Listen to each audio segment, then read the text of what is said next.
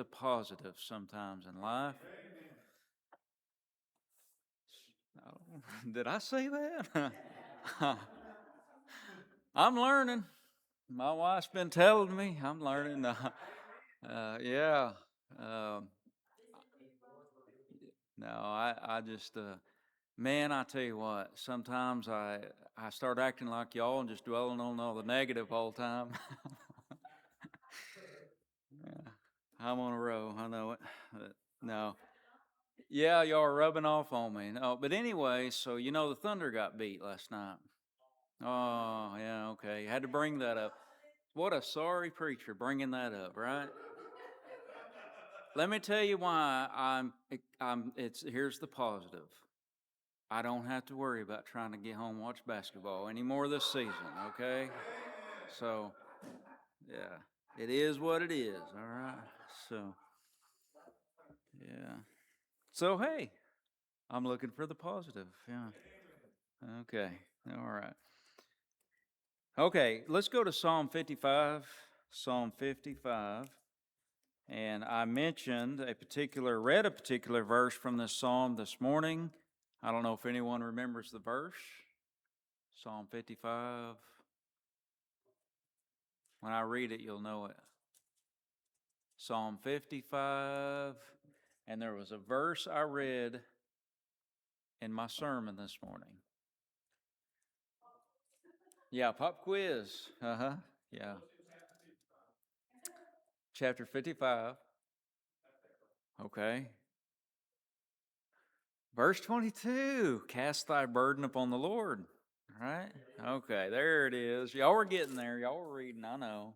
I got impatient. I thought they'll never find it, being all negative. There I go. No. All right, so we're going to look at Psalm 55 this afternoon. Psalm 55. All right, so it just really that verse kind of hit me this week, and I thought, hey, that'd be a good psalm. Let's just this afternoon, so that's what we're going to do. So, all right. This particular psalm expressing basically the deep dismay over the treachery of a close friend. When friendships, whether friendship in a relationship and a marriage, a coworker, school, wherever that is may be, church. Hopefully we consider each other friends. You know, Jesus considers us friends. He is, he even goes so far as to call us brethren.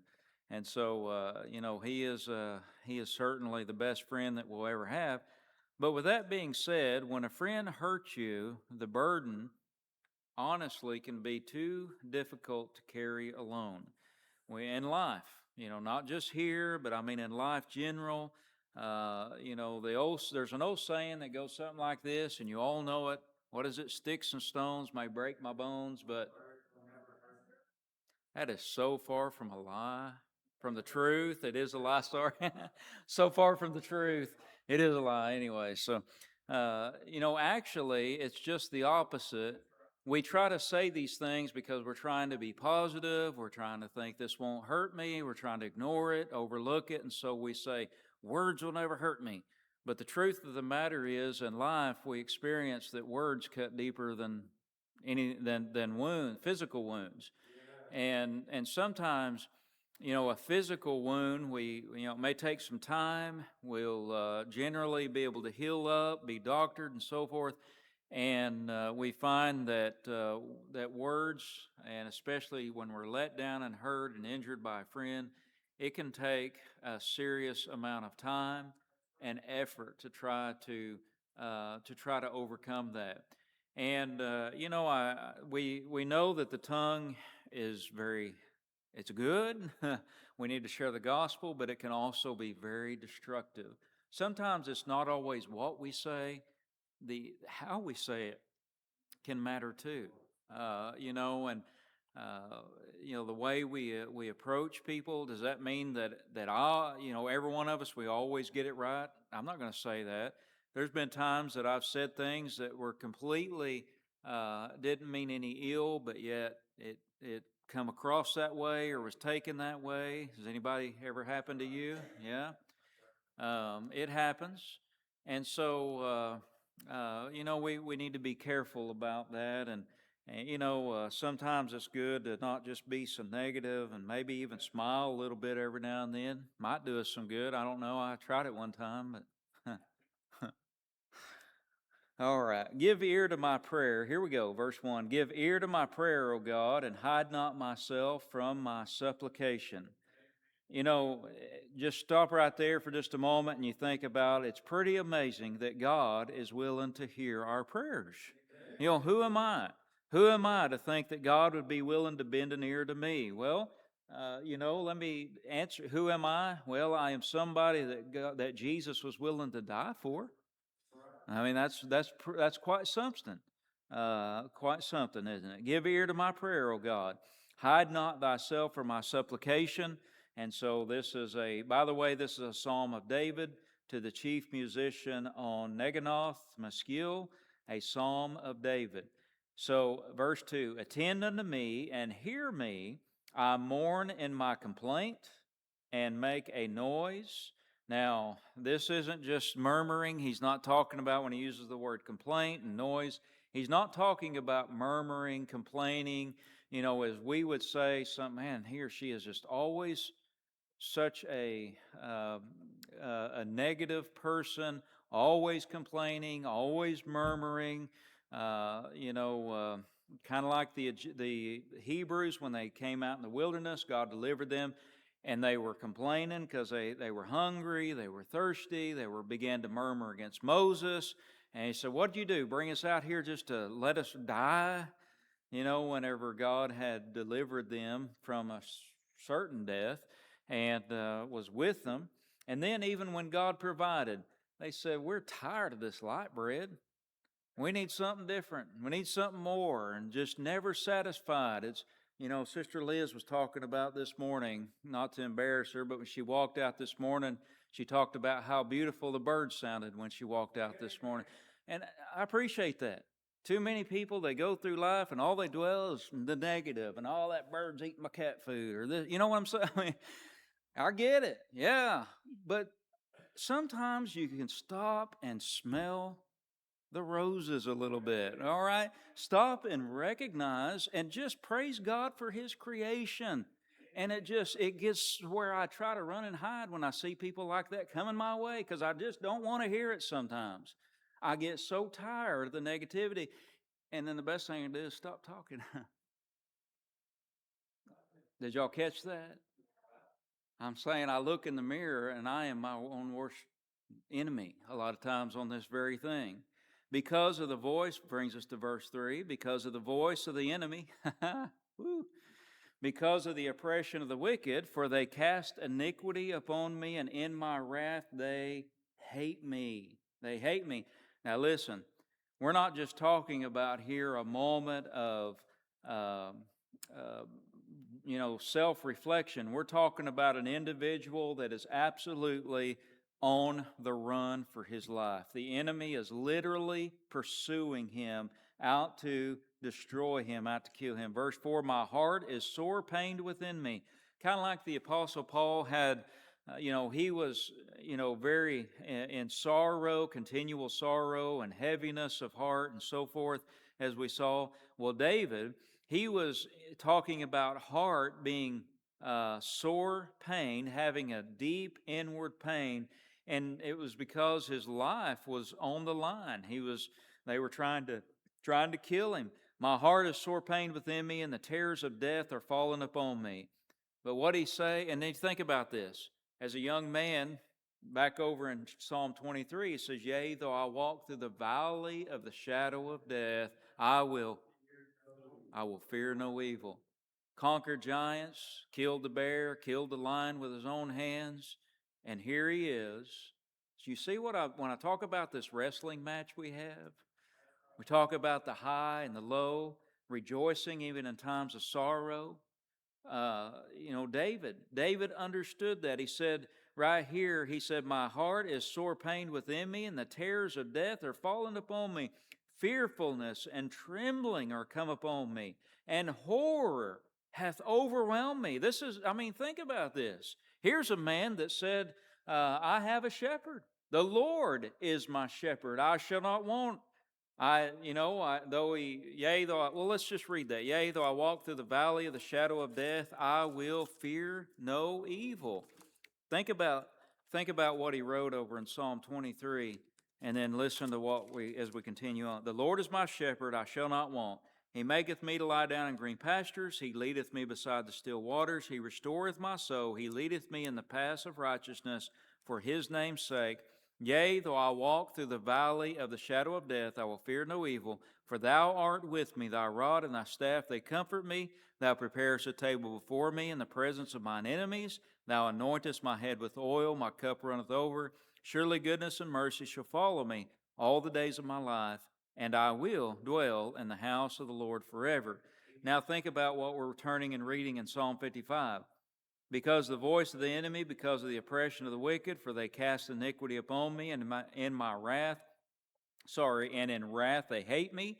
My heart is sore pained, I am grieved, I am heavily burdened because of this. I am troubled, the terrors of death are fallen upon me.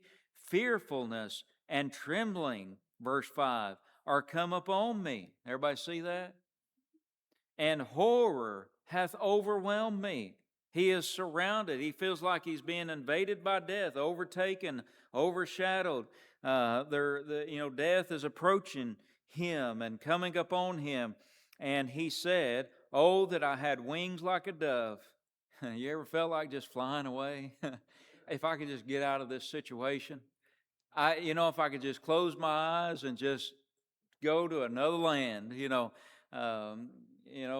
was sometimes we may say, "Boy, I tell you what, if things get bad, where are we going to go?" I've heard people say, "Well, we'll go to Canada." No, we're going to go to Mexico. No, but really the point is sometimes we just want a way out. We want an escape, and we may be hard on ourselves and saying, "Well, I tell you what, I just need to face it, and I can't believe I'm wrestling." Apostle Paul, there was times when he didn't want to face what he had to face.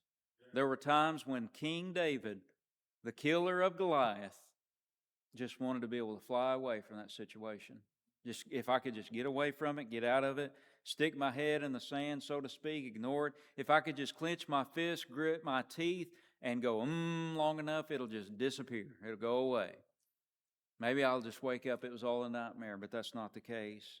He said, "Oh, that I had wings like a dove, for then would I fly away and be at rest." We can relate to that, can't we? But it also reminds me of that old song we sing, "One day we will fly away, and we will certainly be at rest."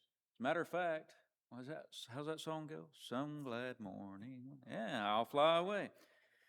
Lo, then would I wander far off and remain in the wilderness, Selah." So what's he essentially saying? He says, if I could lift myself out of this situation, this trouble, this sorrow, this circumstance, and I could go out here to the mountains or the wilderness, wherever, if I could just find a hiding place, I would definitely get away from this. Everybody relate to that? David was a man. He was a human, wasn't he? He wasn't superhuman. He simply was a human being like us who had faith in the Lord. And I appreciate the honesty of the Word of God. Sometimes we just feel like getting away from it all. And sometimes that very thing can go to a very dramatic and drastic situation. Even found out of a man my age, a little bit younger, that took his life just a few days ago, and they're having the funeral Tuesday. And I met him. Yeah, good man. He always called me preacher when I saw him around town. "Hey, preacher," and I knew both of his daughter and his son from sub and ag through the years, and he took his life. Just a few days. I don't know, what was that, Gary? Just 3 days ago, yeah. And so, sometimes what I'm saying is, we can say, "Oh, that's this or that's." The reality is, people have real struggles in this life. And David, I want you to know that in the year 2026, USA, I'm going to tell you what, don't think we're alone. Even King David at times just wanted to get himself away from that situation. Yes, he was. Yep. That's right. Yeah. Yep. And another thing, to think that that kind of darkness or wanting to escape cannot happen to a believer is a lie. Okay? And let me tell you something else. Well, we've got to move on, but I just, sometimes, and sometimes we do need to get away. As far, even the Lord at times, He needed to get away alone, right, with His Father and so forth. I'm gonna be honest. I was telling Brother Ron the other day, I felt in me, we had a good time last couple of days, and I think it really was refreshing, and just had some. We were able to spend some time yesterday, and the last few weeks, I can't hardly tell people no when I take on these silly jobs and then I get stretched and pulled apart. I want to help people out. And then I'm trying to study, I'm trying to do this, that, and the other, and I'm telling you, and then I've lost my helper. The rascal had to go get him a job. So and I'm trying to do this stuff by myself and help out and stay, physically active and working. I miss it. I really do. I mean, I'm not a set inside kind of guy. I mean, I need to be outside. It does my heart good, but I have to know my limitations. A man, he can only do what he can do. And sometimes I'm telling you, it gets so heavy, I just want to get away from it all. And there's an escape. So what I'm saying, I was telling Brother Ron, I feel myself lately getting kind of irritable, and I'm probably going to slip away to a vacation here recently in the near future. At some point, I think a man has to know his limitations. He can only be stretched and pulled so far. And I say that every one of us, we're all humans, okay? And none of us are strong enough to really take on the things of this world alone. We need help. We need one another. We need God first and foremost. Things can get heavy, but I'll tell you this, the answer, like what I was talking about a while ago, don't take that needing to fly away to that extreme. Seek help. Get help. You say, preacher, we've been saved longer than you've been alive. Why would you talk about things like people taking their lives, suicide? I listen, I have learned and read enough. It doesn't matter how old you are, how young you are, where you're at in your life. People are hurting. And listen, I'm going to tell you, sometimes we just need to ask for help. And sometimes we need to, and don't be embarrassed. Say, brother or sister, and then, brother or sister, be willing. Be willing to communicate and let someone lean on the greatest. Let me tell you what, if you want to be a good counselor to your brother or sister, be a good friend, you know what the greatest counsel you can give is a listening ear. Sometimes it's, it's kind of like God gave us 2 eyes and 2 ears and 1 mouth. So sometimes the greatest thing we can do is just simply be there and be willing to listen, right? It's a real thing. And I think these are the kinds of discussions and kind of things that have been avoided in churches. I think preachers haven't got down to business. And I'm going to tell you something, there are real struggles in real people's lives. And I want you to know I love you all. I care about you. Sometimes I may not always show it. I know that. Sometimes I may have a frown on my face. Sometimes people say, what's wrong with him? I figured something out that sometimes I just think, and I'm thinking about something, and people think I'm mad when I'm really not. And sometimes I really am mad. But anyway, these things happen, and this is where we pray for one another, we encourage one another, but don't just isolate yourself from your brothers and sisters in Christ. This is a real issue. Sister Betty?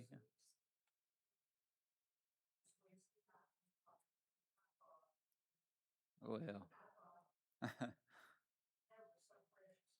well, thank you. Yes, I appreciate it. All right.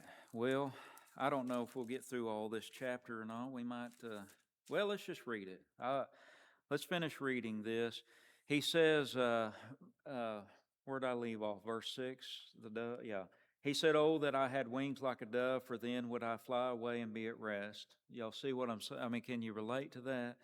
Lo, then would I wander far off and remain in the wilderness. All right, let's read verse 8. I would hasten my escape from the windy storm and tempest. You ever felt like I just need out of this storm? Destroy, O Lord, and divide their tongues. For I have seen violence and strife in the city. You know, these people they're after me physically. You know, they're saying ugly things, and it hurts. It's cutting to the core. Uh, I won't go into any detail, but I've had my pastorate here. You know, I was however old, 30, 31 when we came here, 30, I don't know. The first 30 years of my life, the ugliest remarks I've ever been said to me personally that hit and hurt and cut me to a point where I wanted to quit was right here. As a grown man, as an adult man, the things that have been said, and I ain't saying that to but this against I don't know why, I don't know why, how things that were said to me personally as an attack that I'd never dealt with growing up as a young man, and that had nothing that were personal. Dealing with, how well, anyways. But and it cut, and I have to be careful personally not to let those things interfere with my preaching at times. And pray for me, because I don't want to. I don't want to hold on to these things. I don't want it to come out of my preaching. Sometimes my old flesh, I know it does, and it's a struggle, but it's there constantly. And I believe Satan knows it, and he likes it, and he's using it. But I also believe God can use those things to even make us stronger if we will let it. Because through that fiery trial, that fiery trial, we can be stronger in the Lord and in faith if we will let it. All right. Destroy, O Lord, and divide their tongues. In other words, all that hateful speech and all those ugly things they're saying. And then it makes me, I told my wife the other day, bless her heart, she has to hear all these things. I know she gets tired of it. I would if I were her. But I'm telling you, sometimes I'm not a talker. I struggle with being able to just communicate and converse one-on-one. I remember my grandpa and my dad, and when I was little, sitting in the middle of that pickup, and we'd be hauling a trailer load of cattle to Oklahoma City or Ada, and there wouldn't be two words said the whole trip. I mean, that's the way that's kind of me. Like, I'm just not. We're all different. We all have our unique qualities and our unique quirks and this and that, but it doesn't mean that one is better than the other. Doesn't mean that one is worse. I'll tell you this, my grandpa didn't have a whole lot to say, but when he spoke, people listened. Because when he said something, it had value and substance. It wasn't just like, oh, here we go again. Listen, we all have our issues. We all have things that we struggle with, things that we need to improve on. Some of us need to learn. I want to be better. Wednesday night, I said, I just feel bad. People walk in here, I'm like, hi, and it's like, I don't want them feeling unwelcome. I don't want people thinking I'm mad. I don't know what to say. How's it? Nobody wants to hear about my life and what I did this week and went to the doctor and told this and killed a snake and let's talk about the Lord. And to me, these things can be just so frivolous and trivial, and I feel like I would just be black. It gives me a headache if I say more than 10 words a day. I mean, when and then there's other people that they're just natural conversationalists and so forth. So what he's saying here when he says this, destroy their tongue, he's at a point, he says, Lord, let them speak no more, because everything they say, it hurts me. And I would rather, by the way, I know David in this situation, I'm telling you, this hit me in the heart, because I thought, man, I needed that, because sometimes part of the reason I don't want to have a conversation with somebody, because I'm automatically, and I guess just a few years of ministry, I find myself putting up a shield. I think, okay, what's the negative coming? What's the attack? Why? And just what is the complaint? It can never just be coffee and I love you and I'm praying for you. Why does there always have to be a complaint and a negative? You say that's the nature of the beast. Well, I'm telling you, it affects people. It does. And sometimes it hurts. And David was to a point as a leader, as a man of God, that he said, I need out of this. I want out of this. But you know what? You keep reading. Let's stay with it. Day and night they go about it upon the walls thereof, mischief also and sorrow in the midst of it. Wickedness is in the midst thereof, deceit and guile depart not from the streets, for it was not an enemy that reproached me. Whoa. It was not an enemy that reproached me. Then I could have borne it. You know what let's read on. He says it wasn't the enemy that hurt me. You know who hurts you the deepest? Those you love the most. He said it was not the enemy that reproached me. Then I could have borne it. I could have dealt with it. I expect the enemy to act like the enemy. I expect the devil's crowd to act like the devil's crowd.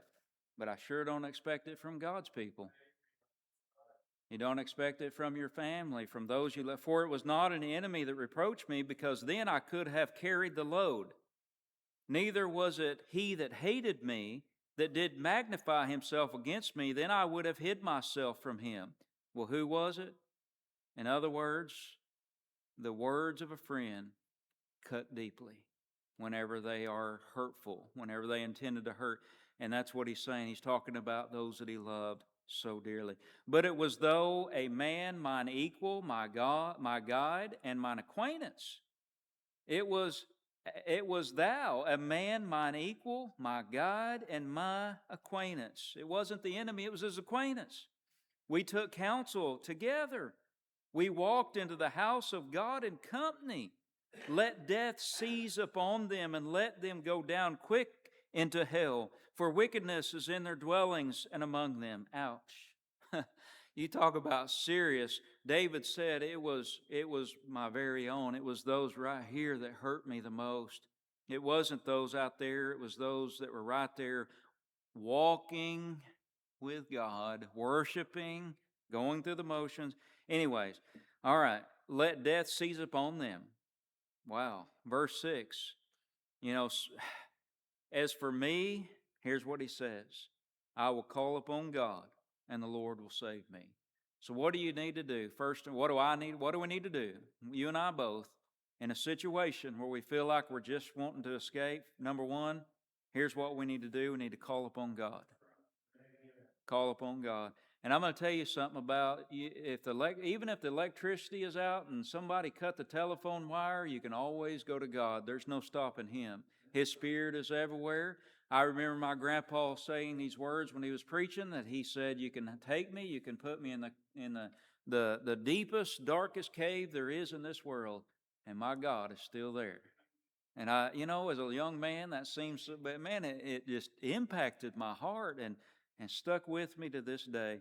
He says, as for me, I will call upon God, and the Lord shall save me. Evening and morning and at noon. How often are we need to pray? David says, I'm going to pray all day, every day. Morning, evening, and noon will I pray. Just as sure as you eat 3 times a day, how many of you are willing to miss a meal? More than at least, one. We generally speaking, we eat. Not everybody. Okay, I understand that. Some people don't like breakfast, so, and some people love breakfast, and I like breakfast for supper. So there's that. I like breakfast any time of the day, whatever. Breakfast, so 3 times a day. Well, listen, I'm going to tell you what, we need to be in communication with God just as sure as we feed our flesh. We need to be feeding our spirit. And if there's a malnourishment in God's people, I guarantee you, y'all don't miss very many meals. I mean, let's just face it. None of us are probably going to starve to death in the next 2 or 3 hours. But what time is it? 2:15, 3. By about 3 hours, we're going to be looking for something to eat. I mean, I'm not being ugly. Isn't that about right, though? 3 or 4 hours from now, we'll be like, well, we want to eat. Some of us say, oh, I don't know, I'm full, or I'm not hungry. Well, I don't know, I might eat a sandwich. Oh, maybe a piece of cheese. How about a Coke? Well, I don't know. A cup of coffee. we'll hash these things out. Oh, I got to have something. I'm feeling faint, and all this. But we don't feed our soul. Why don't we? I saw Steve. I saw her looking at you. Yeah, yeah. Be looking for fry me an egg, some bacon. Anyways, but here's the thing. There's nothing wrong when I say that I laugh. I like to have a good time. I know y'all don't think I really do.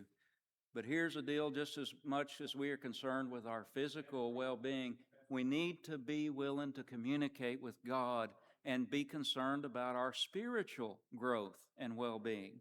And David said, morning, evening, morning, and noon, I will pray and cry aloud, and he shall hear my voice. All right, he hath delivered my soul in peace for the battle that was against me, for there were many with me. God shall hear and afflict them, even he that abideth of old. Selah, pause, stop here and think about it. Because they have no changes, therefore they fear not God. For he hath put forth, well, that's a problem, isn't it? That's a lot said in those few words that we just read. Therefore they fear not God. It's a lack of fear of God that's going to destroy this country, this world. He hath put forth his hands against such as be at peace with him. He hath broken his covenant. The words of his mouth were smoother than butter, but war was in his heart. Deception, deceiving. He said, this sounds kind of like the Antichrist right here. Kind of somebody who's deceiving and has words smoother than butter, but in their heart is war. His words were softer than oil, yet were they drawn swords. Flattery, deception, politics, saying the right things just to get elected, so to speak. But in their heart of hearts, they don't look for the well-being of others. They don't care. They just want your vote. And that's the way that he's describing, or that's what he's describing in verse 21. Verse 22, here's what we're going to do. I think this is a good way to close out this psalm. Cast thy burden upon the Lord, and he shall sustain thee. He shall never suffer the righteous to be moved. You want to continue to walk and be like a tree planted by the river, by the water, and not be shaken, not be stirred, not be moved. Cast all your burden upon the Lord. Peter said, casting all your care upon him, for he careth for you. Verse 23, but thou, O God, shall bring them down into the pit of destruction. Bloody and deceitful men shall not live out half their days, but I will trust in thee. There's a judgment. There's judgment for those that continue to rebel and disobey God. Well, I'm going to close there. I'm out of words.